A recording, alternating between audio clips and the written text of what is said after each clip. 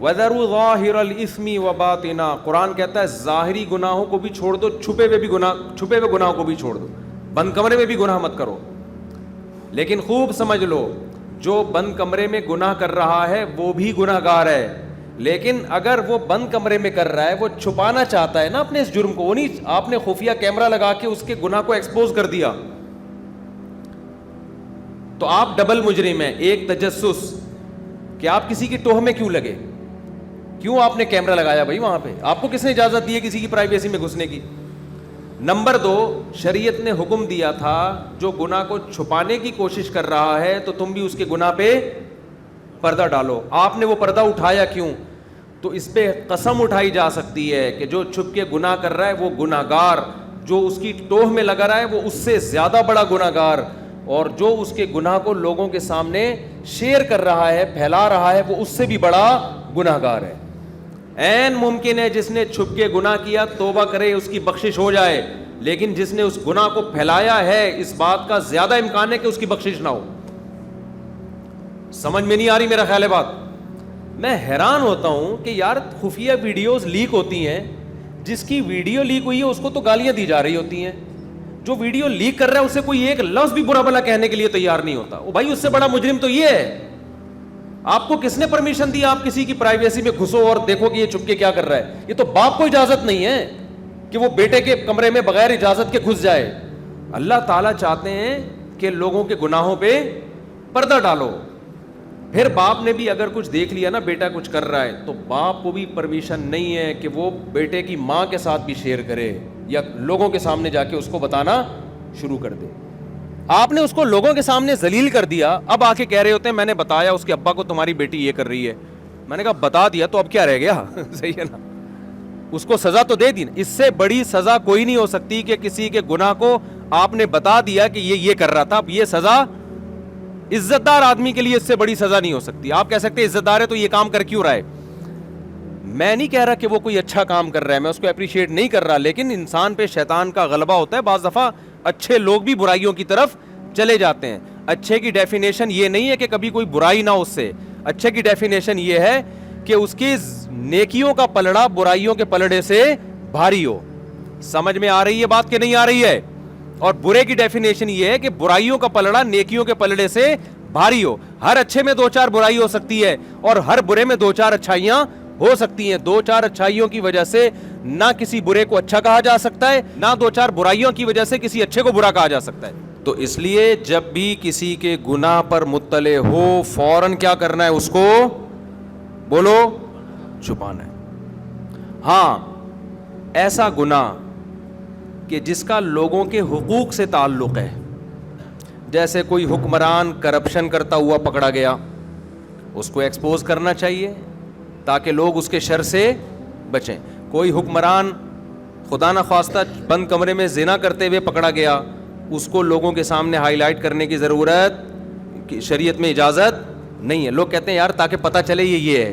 او بھائی یہ گناہ چھپ کے کر رہا ہے، یہ اس کا پرسنل معاملہ ہے، اچھا کام نہیں کر رہا، بہت گندا کام کر رہا ہے، سزا ملے گی اس کو دنیا میں بھی آخرت میں بھی. لیکن آپ اگر اس کی پرسنل لائف کو لوگوں کے سامنے شیئر کریں گے تو آپ اس سے بڑے گناہگار ہوں گے. سمجھتے ہو کہ نہیں سمجھتے ہو؟ یہ بڑا مسئلہ بن گیا ہماری قوم کا. پرسنل چیزوں کو شیئر کر رہے ہیں، کہہ رہے ہیں یہ دیکھو کیا کر رہا ہے، یہ دیکھو. ابے تم کیا کر رہے ہو، تم یہ دیکھو. اور دوسری بات یہ کہ یہ کام وہ کرے نا جو خود دودھ کا دھلا ہوا ہو.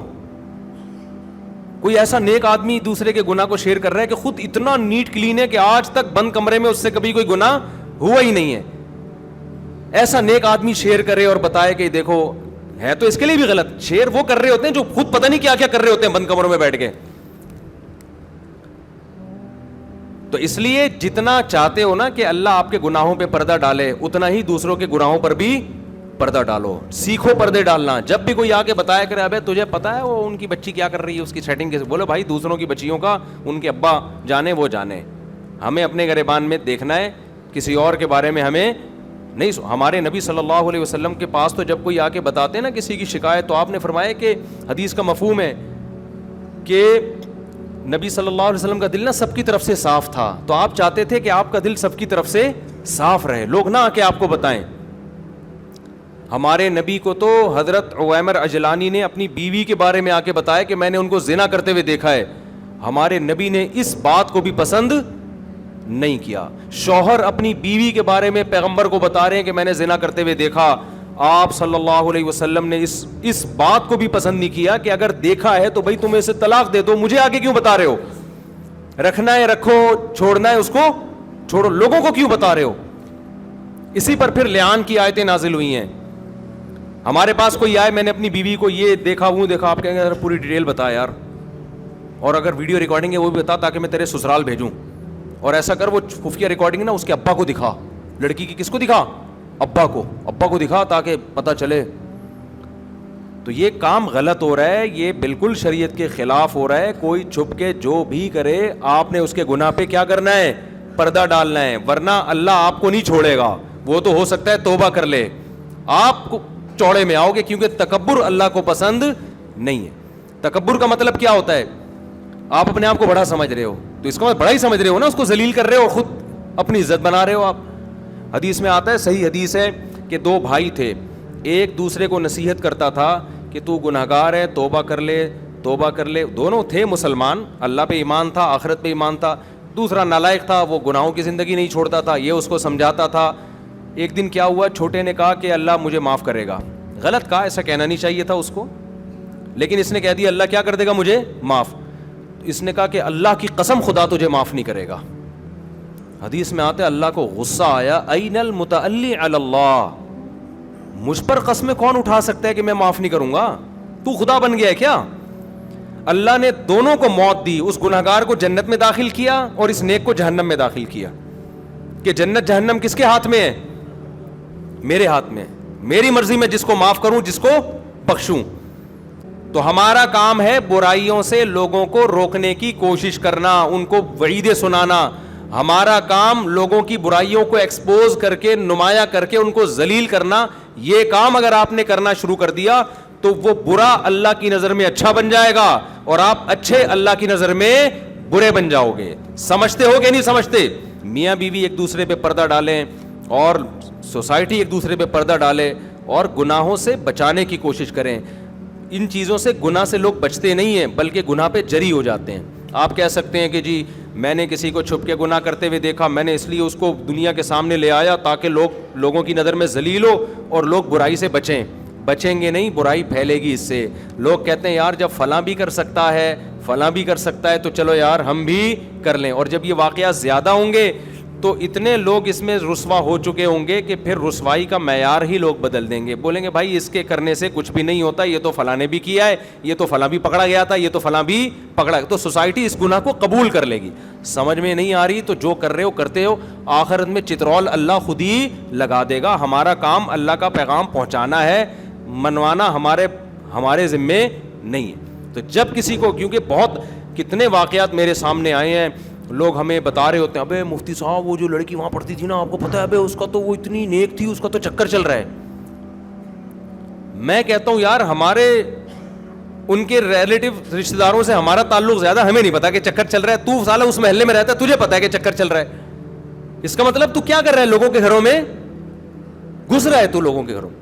حضرت عمر کے دور میں حضرت عمر نے نگرانی کرتے تھے نا, تو کسی کے گھر میں دیکھا کہ وہ کوئی شراب کباب کی محفل چل رہی ہے, کوئی برائی ہو رہی ہے, پوری حدیث مجھے یاد نہیں. تو حضرت عمر نے سختی کی نا, تو انہوں نے کہا کہ دیکھیں میں نے ایک جرم کیا شراب پی, آپ نے جرم کیا تجسس, آپ میرے گھر میں کیوں جھانکے ہیں؟ حضرت عمر نے توبہ استغفار کی کہ واقعی غلطی کس کی ہے؟ میری غلطی. حضرت عمر کو احساس ہوا کہ غلطی کس کی ہے؟ میری غلطی ہے.